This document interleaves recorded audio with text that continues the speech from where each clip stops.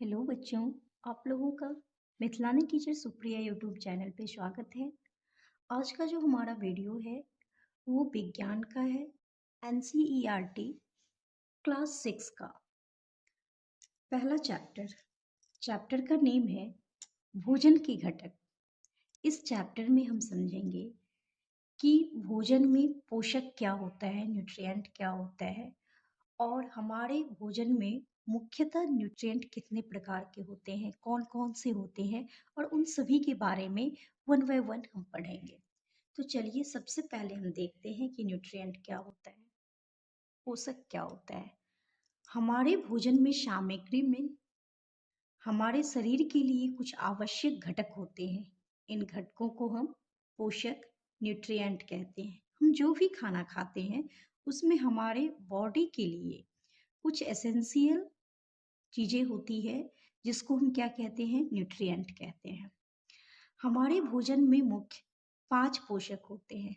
तो हम जो भोजन खाते हैं उसमें मेनली कितने प्रकार के न्यूट्रिएंट होते हैं? तो मेन 5 टाइप्स होता है। कौन-कौन सा? कार्बोहाइड्रेट, दूसरा प्रोटीन्स, तीसरा फैट्स, चौथा विटामिन्स और पांचवा है मिनरल्स, खनिज लवण। अब इस सब के अलावे भी कुछ होते हैं जो है इसके अतिरिक्त हमारे भोजन में रुजांस यानी डाइटरी फाइबर तथा जल वाटर भी शामिल होते हैं। जो कुछ भी हम खाते हैं उसमें डाइटरी फाइबर भी रहता है और उसमें वाटर भी अवेलेबल होता है हमारे फूड में। तो ये तो मेन 5 है ही, उसके अलावे ये 2 भी शामिल होते हैं हमारे फूड में। अब हम देखेंगे कि हमारे फूड में जो ये मेन 5 पोषक है, न्यूट्रिएंट है, वो हमारे लिए कैसे यूज़फुल है और ये हमें किस-किस चीज़ें से मिलती है, कैसे इसका यूज़ होता है हमारे बॉडी के कौन से पार्ट में। तो पहला है हमारा कार्बोहाइड्रेट। कार्बोहाइड्रेट कई प्रकार के होते हैं। हमारे भोजन में पाए जाने वाले मुख्य कार्बोहाइड्रेट जो है वो है मंड तथा शर्करा। ऐसे कार्बोहाइड्रेट बहुत टाइप्स के होते हैं, बहुत कई प्रकार के होते हैं, लेकिन हम लोगों के भोजन में जो पाया जाता है वो मेनली 2 प्रकार है, मंड और शर्करा। अब हम लोग देखेंगे कि कार्बोहाइड्रेट जो है वो किस किस चीज़ें से हमें मिलती है। कार्बोहाइड्रेट के कुछ स्रोत, सोर्सेस ऑफ कार्बोहाइड्रेट्स, आलू, गन्ना, पपीता, तरबूज, आम, मक्का, बाजरा, चावल, गेहूं, शकरकंदी, ये सारी चीजें हैं जिससे हमें क्या होती है, कार्बोहाइड्रेट मिलती है। इसको आप पिक्चर के थ्रू भी यहाँ देख सकते हैं कि ये सारी चीजें जो है, इस सारी चीज से हमें क्या होता है, तो कार्बोहाइड्रेट मिलता है।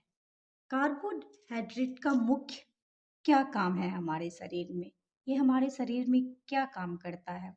तो कार्बोहाइड्रेट मुख्य रूप से हमारे शरीर को ऊर्जा प्रदान करते हैं। इन्हें ऊर्जा देने वाला भोजन या एनर्जी गिविंग फूड भी कहते हैं। तो अगर हम बात करें कार्बोहाइड्रेट को तो इसको ऊर्जा देने वाला भोजन के नाम से भी जाना जाता है, यानी कि एनर्जी गिविंग फूड भी कहते हैं। अब है कि परीक्षण, टेस्ट, कि हम कैसे पता कर सकते हैं कि हमारा जो भोजन है उसमें कार्बोहाइड्रेट्स प्रेजेंट है या नहीं है, कार्बोहाइड्रेट उपस्थित है या नहीं है। तो सबसे पहले हम क्या करेंगे, तो कार्बोहाइड्रेट युक्त खाद्य पदार्थ ले लेंगे। ठीक है, खाद्य पदार्थ लेंगे जिसमें कार्बोहाइड्रेट हो। फॉर एग्जाम्पल आप इसी में से कुछ ले सकते हैं। तो कार्बोहाइड्रेट का फूड ले लेंगे, ऐसे फूड ले लेंगे जिसमें कार्बोहाइड्रेट अवेलेबल हो। जैसे हम आलू ही ले लेते हैं, मान लीजिए, कुछ भी ले सकते हैं जिसमें हम जानते हैं कि ये सारे सोर्सेस है। उस पे हमें क्या करना है, 2 से 3 बूंद तनु आयोडीन विलयन डालना है। जैसे ही उस पे हम ये आयोडीन विलयन, तनु आयोडीन विलयन डालेंगे 2 से 3 बूंद, तो हम देखेंगे कि उस खाद्य पदार्थ का कलर या तो काला हो जाएगा या तो नीला रंग का हो जाएगा, या तो वो काला रंग में परिवर्तित हो जाएगा या तो नीला रंग में परिवर्तित हो जाएगा। तो जैसे ही काला या नीला होगा तो हम ये समझ जाएंगे कि इस परीक्षण से, इस टेस्ट से, कि ये जो खाद्य पदार्थ है उसमें कार्बोहाइड्रेट अवेलेबल है, क्योंकि कार्बोहाइड्रेट में जब भी तनु आयोडीन विलयन मिलाया जाता है तो वो काले या नीले रंग में चेंज हो जाता है। दूसरा जो हमारा प्रोटीन्स है, दूसरा जो हमारा न्यूट्रिएंट्स है वो क्या है? प्रोटीन्स है। प्रोटीन, तो प्रोटीन की आवश्यकता हमारे शरीर में वृद्धि तथा स्वस्थ रहने के लिए होती है। प्रोटीन हमारे शरीर में क्या करता है, तो वो इसकी आवश्यकता हमारे शरीर को क्यों पड़ती है? तो प्रोटीन की आवश्यकता शरीर की वृद्धि तथा स्वस्थ रहने के लिए होती है। प्रोटीन युक्त भोजन को प्रायः शरीर वर्धक भोजन यानी कि बॉडी बिल्डिंग फूड भी कहते हैं। अब देखिए कि ये जो प्रोटीन्स है ना, वो हमारे बॉडी को बिल्डअप होने में यानी कि ग्रो करने में, वृद्धि होने में हेल्प करता है। और इसीलिए हम प्रोटीन को किस नाम से जानते हैं? शरीर वर्धक भोजन, बॉडी बिल्डिंग फूड, क्योंकि इसका काम ही है हमारे बॉडी को बिल्ड करना, बनाना। ये हमारे टिश्यू को बिल्ड होने में हेल्प करता है, तो इसीलिए इसको हम बॉडी बिल्डिंग फूड के नाम से जानते हैं। अब चलिए देखते हैं कि प्रोटीन के स्रोत क्या क्या है, हमें क्या क्या खाने पे प्रोटीन मिलता है।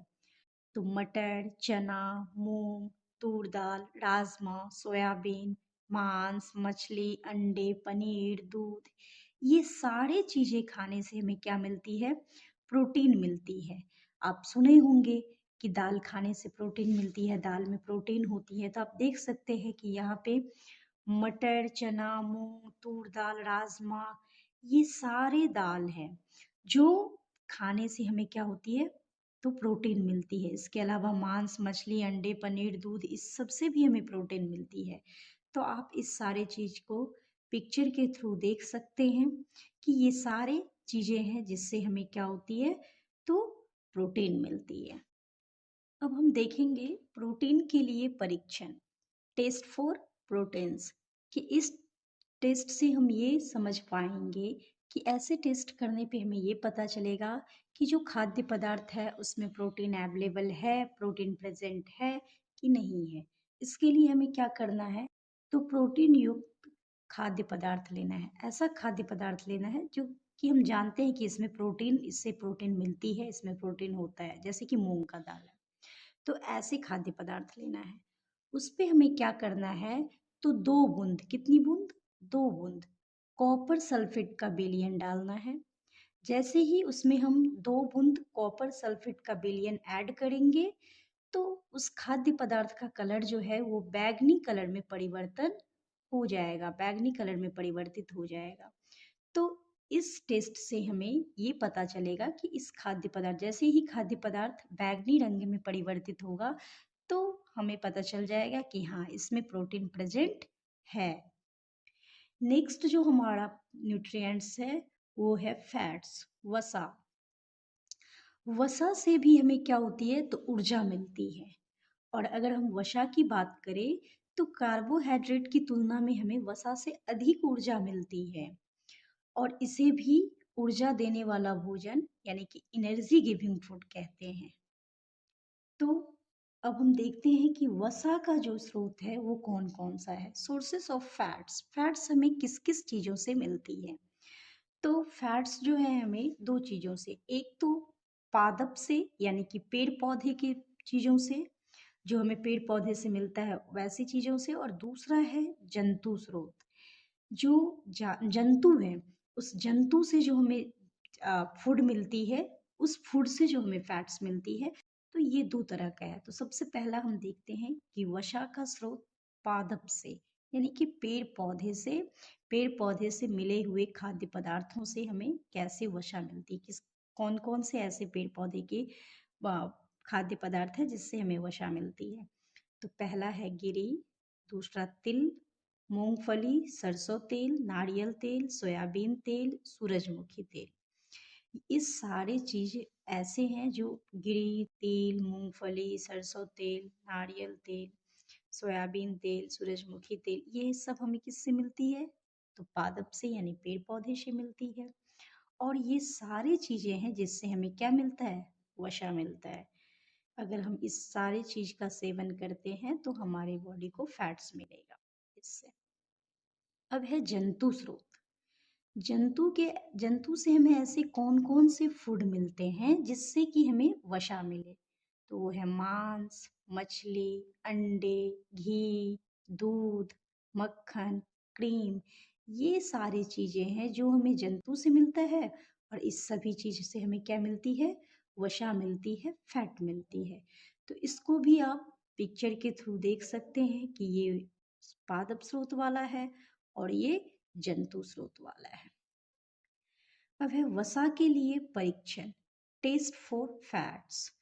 हमें कैसे पता चलेगा, किस तरह से हम टेस्ट करें कि हमें ये पता चलेगा कि जो खाद्य पदार्थ है उसमें फैट्स यानी वसा प्रेजेंट है। तो इसके लिए हम क्या करेंगे, एक कागज का टुकड़ा लेंगे और उस पे वो खाद्य पदार्थ, ऐसे खाद्य पदार्थ जिसमें वसा अवेलेबल हो, उस खाद्य पदार्थ को क्या करेंगे, पेपर में लपेट कर कूटेंगे।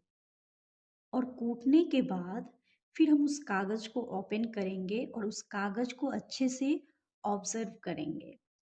तो ये ऑब्जर्वेशन के बाद हम देखेंगे कि उसमें कुछ जो है धब्बा धब्बा सा दिखाई देगा, जैसे तेल का धब्बा लगता है उस तरह से।